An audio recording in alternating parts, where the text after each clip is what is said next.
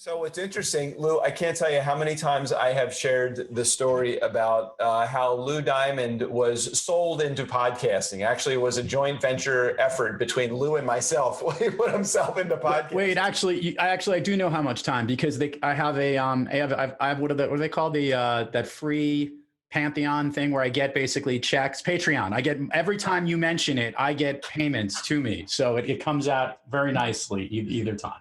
So what I like to say is Lou was client or patient zero in the case of Turnkey Podcast.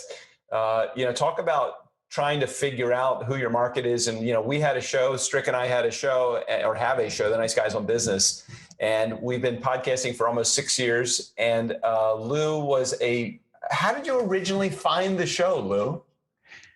Was it through Jeffrey? It was through Jeffrey Hazlett. Okay, and C-Suite. And I think it was really interesting because my book had come out, and then when it came out, I was promoting all over the place and going on all these shows, and people were telling me what programs to go on. And then someone says, "Oh, you got to go meet the Nice Guys on Business," whatever it was, something like that. And then there was an event, and I think it was in New York. You guys met at C-Suite. Yeah, it was a C-Suite event, and we met. That's what we're talking about right now. And that was the conversation. I think it was along the lines of, everyone keeps telling me I should start a podcast, and I'm not exactly sure what that entails. I have no idea how to do it. I go, you guys, I heard, have a really good show. And I did start listening even before then. And I go, I'm not exactly sure what you're talking about on this program, but every other day it seems really interesting. Like, oh, which guest did you like? I'm like, oh, no, it was the show without the guest that was really interesting. So Lou, has been either listening to the show or a client of ours, or we've been a client of his and we've been listening to his show. And so it's a great relationship that we've had over the last, I don't know, how many years, 3 or 4 or 5 years? I don't even know anymore. It's coming up to about 5 years, which is kind of crazy. Oh my gosh. So it's been great. And Lou has been attributed to saying a number of times, and I don't know what the latest number is. I don't keep track of it, but he's directly attributed, as of the last count, something like $652,000 that he has made as a result of launching his podcast. We actually revamped that number after, I think after my episode on your program, we talked about what that number was, and I got off our recording and said, I'm going to go back and now go figure it out. And that number is just a little bit less than that 7-digit number that we like to talk about. So it's that much from work, from client work. I just, right before we came on here, the client that was a guest on the show, I've been now working with for the last 7 months, just renewed me for all of next year. So we could attribute all those dollars to that. And so it's a really, really good stuff. Yeah, it's really good stuff. How long have you had your show? We were thinking it's almost 5 years. It's like 4 years and change. I haven't figured out that anniversary. There's just too many episodes to keep up. And we're in the 500s. I know the team is coming up with a special episode called the Triple Nickel episode, because we have the 555 episode and we're trying to figure out what to do. And one of the suggestions was we should take the 5th, the 55th, and the 500th guest and put them on, to make like the 555. And I said, well, but Jeffrey Hazlett is guest number 5. I don't want Jeffrey on there.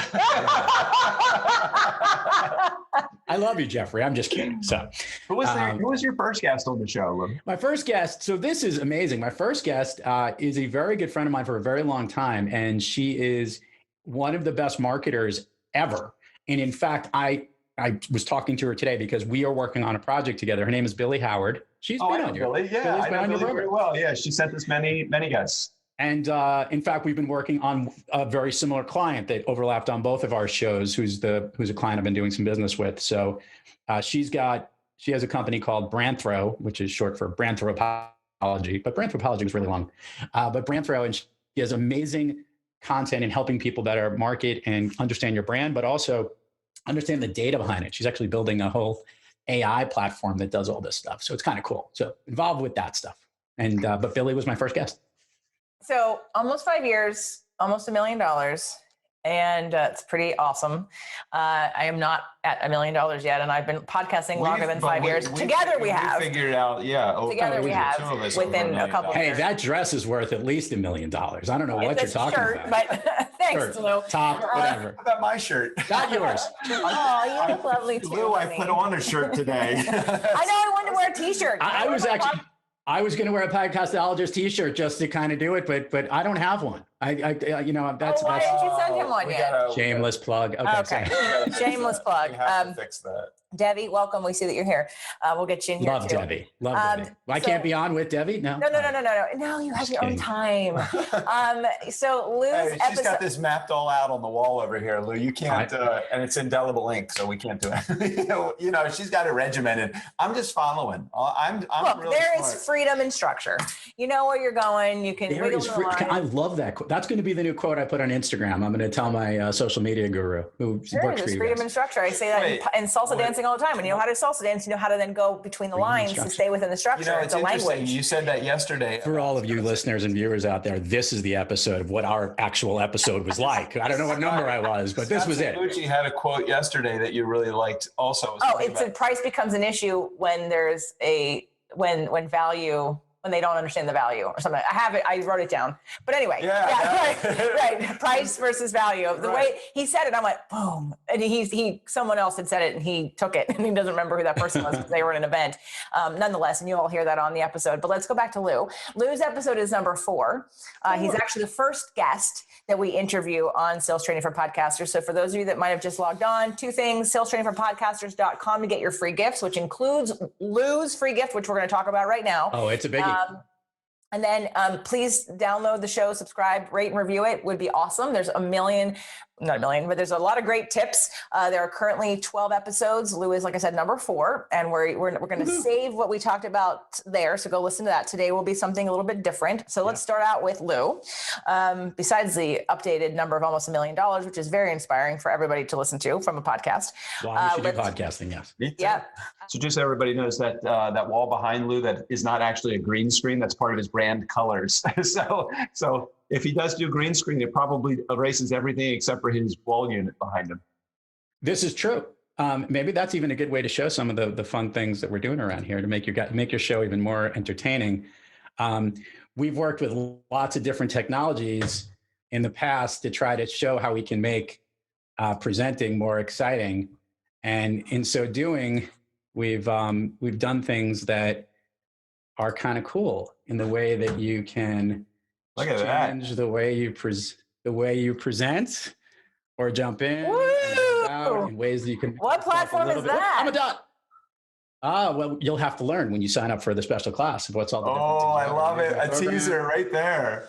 That's really cool. Teaser right there and all these different things. Yeah, Lou has learned some pretty cool technology. Although sometimes the client becomes the vendor, and sometimes the vendor becomes the client. So that's really cool. I've not seen you do that one before.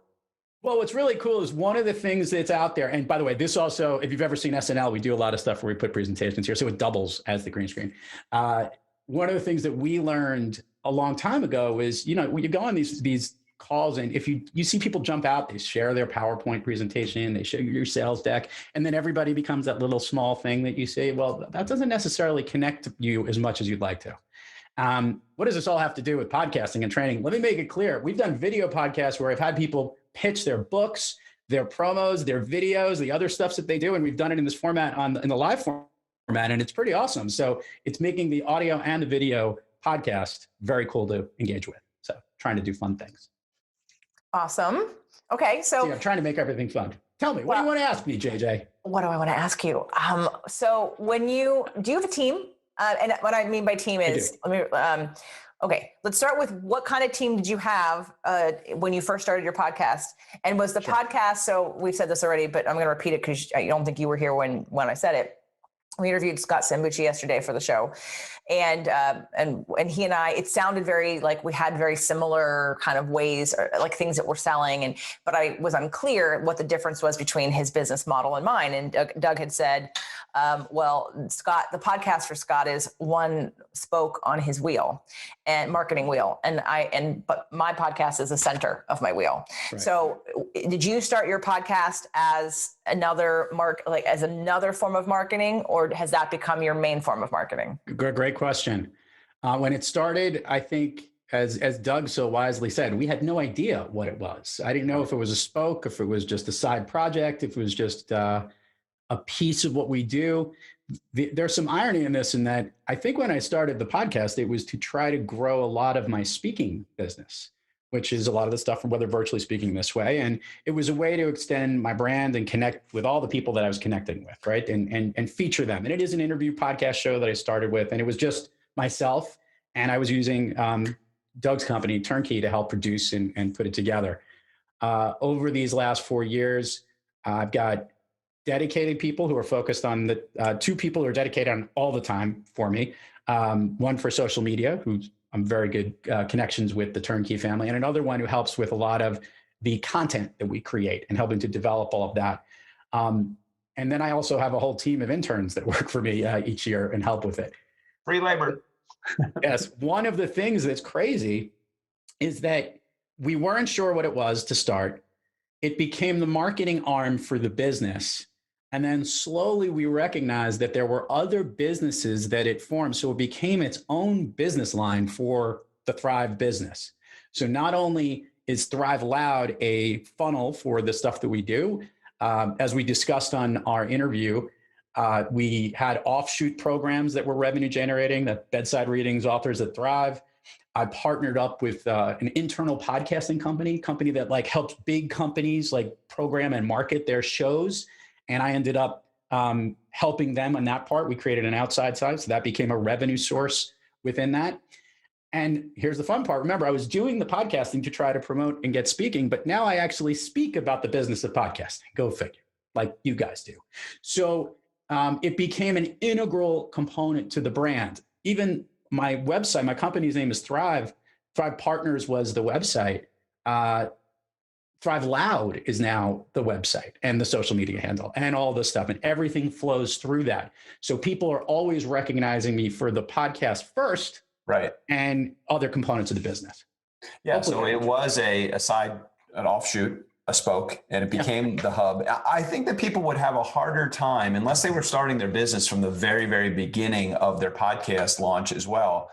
People have a hard time envisioning their podcast taking over as their sole business development lead generation tool and creating. I think oftentimes people don't know where they're going when they start their podcast anyway. And I think that that's probably not a bad thing. You know, if you're open to opportunity, you're going to find opportunity as you get into the podcasting space. So if you're a counselor or a coach and you're coming into this, every guest that comes on your show, every community member that reaches out to you, everybody that comes across your brand, there's an opportunity in them for you to go even beyond your podcast. And you've done it really, really well, Lou, really well. And make it clear, I don't always, a lot of people say, oh, did you have this plan from the very beginning that this is what it was going to be?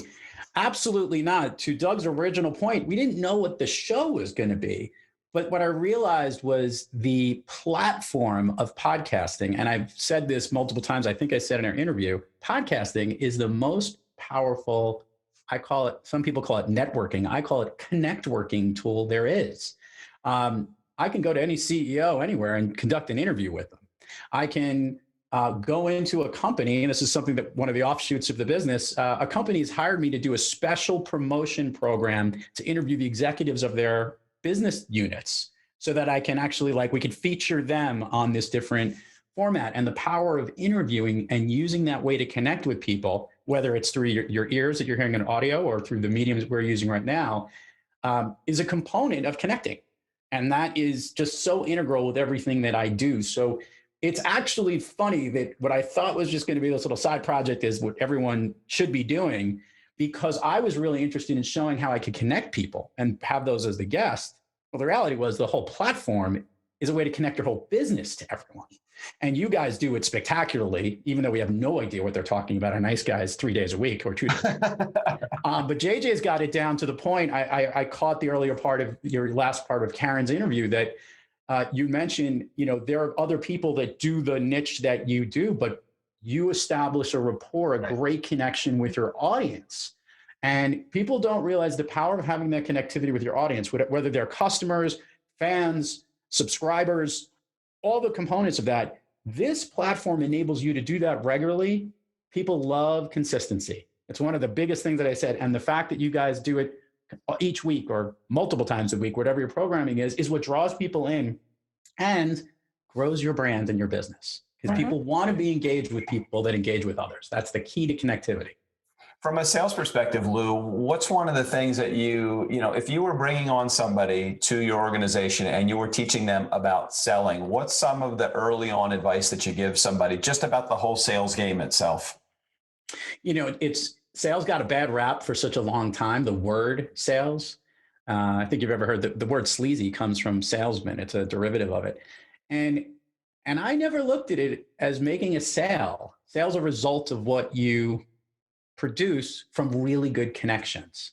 And they could be really short-term connections, like when you go buy a car and you have a good relationship with the person who just has the best price, or you could have a relationship like in consulting, like with some of the clients that you guys have had for years. I'm looking at both of you who have been working with people, whether I'm a client of Doug's for too long now. And JJ's really? had, too long. And JJ's had this. No, not too long. Everyone should be signing up on that. The general piece is that it's never about the sale. If you focus on the connection, then the sales will come through understanding how you better connect with people to fill and help someone's needs. So often we feel if you are thinking about, well, I have to make the sale, or I need to promote my product or push this offering or do all those things, then that becomes almost like too forced because that's not being authentically of what you're about. But if your business is helping other people, and most people's business are, you just had Karen on. Karen is one of the best realtors in the world because what does she do? She finds out what they need in their homes, in their businesses, in their lives, where they want to be geographically, what they're looking for.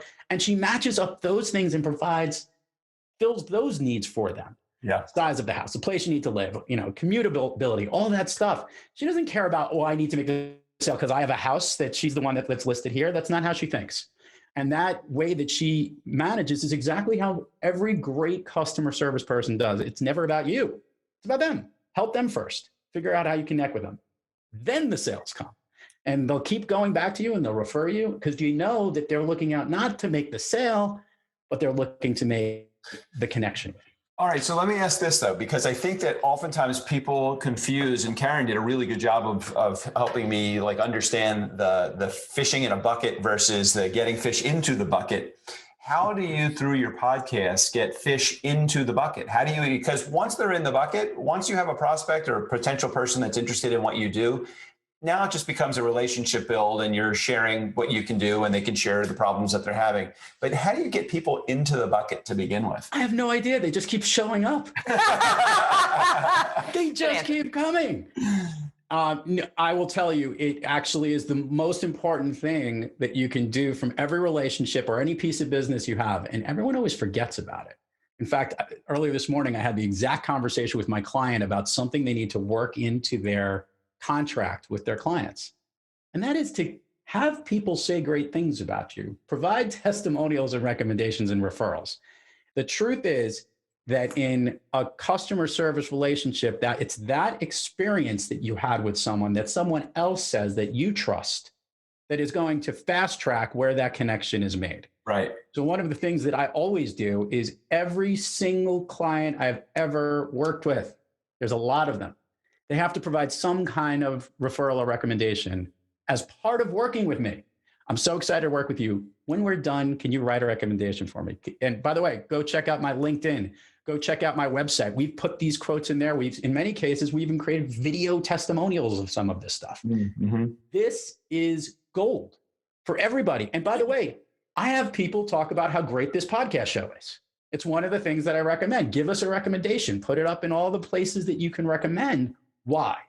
Because when other people are saying this is something you should listen to, is a great experience, Lou's an engaging host, kind of good looking too at times, and charming and fun. That's the type of rapport that you want to have and other people will want to check out. So it's that component of business that I think is the most important to bring it fun. There are other ways, and I hate some of them. I'm going to make this clear. Like is there anything more annoying than when you get that LinkedIn outreach, that in-mail LinkedIn? I delete. I don't even look. I don't even look. I won't connect with these people because the reality is if there's no overlapping connection and they're not showing how they're maybe going to help me as opposed to the other way around, then what's the point of adding this person to connection? Remember, it's a two-way street in connections. It's two worlds coming together, helping one another. So these, people from different parts of the world that don't want to promote my podcast, that's wonderful. That isn't what I need right now. I'm needing more. I'm promoting it myself through all these other things and my own organic efforts and through the relationships. I don't take sponsors on the program anymore. We used to have like people who promoted sponsors and sponsored season. That wasn't in line with what we were about because our whole show, we want to make about the guests we're featuring. And a couple of funny opening lines from Steve O'Brien, but that's not important right now. Well, what's so interesting about it is, again, there are so many different ways to build a successful show. And, Lou, you're probably more closely aligned to building your business the way that JJ has built her business from a community perspective. Because I'm smart. I mean, look at what and then from looking for opportunity, it's like I'm like you, and that I find like I can find opportunity almost in any guest or any community member that will help stretch my business to the next level, where JJ's level of service, it is really in the space that she specifically works in and doesn't go far beyond that. And I'm always looking for opportunity for my show. So you're kind of like the best of both. Well, is that wrong? No, I'll say this because it is interesting because I recently listened to one of JJ's programs because she has a lot of them. Don't ask me which one because I can't. I was just going to ask you, can you at least tell me what the title of the episode was or what the content of the episode was? I'll tell you what was interesting was JJ has a component of it where she was echoing what her guest was saying and relating it to the work that she does or a certain offering and something. And she was translating the client's content into stuff that her regular listeners understand. Yeah. This is the gift that she has because she's got a special niche and she knows exactly what her audience wants. Doug, on the other hand, they have no idea who this audience is. Well, that's just it. I wasn't saying it at all as well, we're doing it better. It's like, I don't know where my opportunity is coming from. And it's like JJ makes her opportunity. So it's just but we figured it out. We did something interesting. This is good for podcasting people. We did something where we said, hey, we had a ton of businesses, companies in the fintech space. We did this last year. Hold on, pause. What is fintech? Oh, fintech is financial technology. Thank you. Okay. So these are companies, think from PayPal to Venmo to other ways of like SoFi, like ways to finance things. And they're all newer ways to do it. It's a booming industry and it's changing so fast, like from cryptocurrencies to whatever. And I got like flooded with different programs of people coming in because I had a guest on my program named Ron Suber. Shout out to Ron. He's a rock star. Ron is affectionately known as the godfather of fintech. He's invested in a whole bunch of companies, been very successful, led a bunch of them. And because of his promotion of the show, all these other amazing fintech companies came. So what did we do? We did Fintech Week. We did 6 episodes in a row of these amazing fintech companies. If I were to show you the number of listeners that we had on our show before this program, before the week aired, and how many afterwards, and maybe more importantly, social media followings, people tagging me and other stuff, the growth that happened just from this one concentrated week, it was awesome. And I could pair that 3 of those 7 clients that came in those 7 straight days, I did some kind of work for. All because of that connectedness and finding that niche because we were trying to laser down one group of an audience at one time. And we've done that with cannabis. Woohoo! And some other industries as well. Really? Sure, Janet loves that.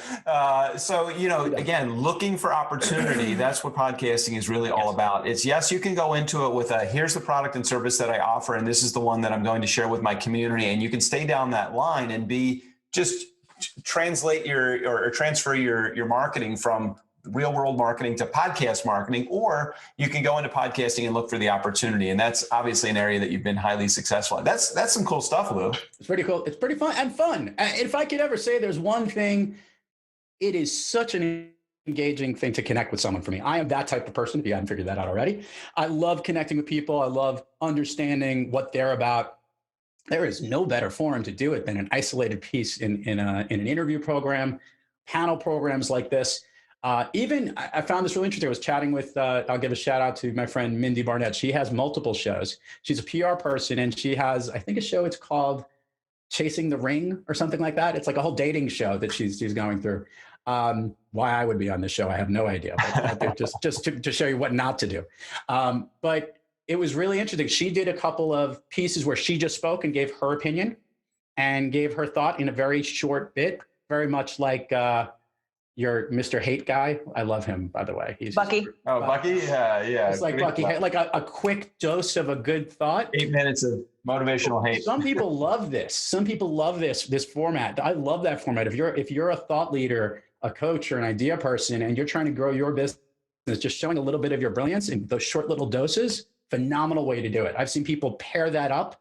They'll do a video piece in Instagram, and that same episode you can catch on the podcast if there's those that are listening and don't want to go search through podcast to go through Instagram to do that. So really cool ideas that people are using to market what makes the most sense for their business and brand. One more quick shout out for your show. Free giveaway and your show, and we'll tell you how to get it for those. Yeah. So she's like, and your show, promote your show. Which show can I promote? Because I got so many. All of them, go. Okay. So Thrive Loud with Lou Diamond. Find anywhere you get podcasts. Why They Listen, powered by Aimcast. Go find that as well. Great program. So understand people like these stuff. By the way, Doug has an episode about Mustang cars. Go hear it. It's really awesome. Nice. We're going to get JJ on it, which we figured. I know. I'm like, wait a minute. You interview Why They Listen? Yeah, I want to be on that show. Exactly. I know. We're going to get you there. Okay. And you can find me everywhere at thriveloud.com or anywhere in social media at Thrive Loud. And the special promo gift, I believe, is, did we find the date yet? Did they put it in the chat window? We did not find the date yet. I think it's January 8th. It will be there. Yes, it will be there. And just go to it's the Thrive Virtually Workshop, specifically for sales training for podcasters, showing you how you can thrive virtually in this environment. You will love it. Very valuable education, tips you will use to grow your own business, your own platform, whatever it might be. Awesome. Lou, thank you. We love you. Love you right back. Bye, Lou. Bye, love Lou. the blue.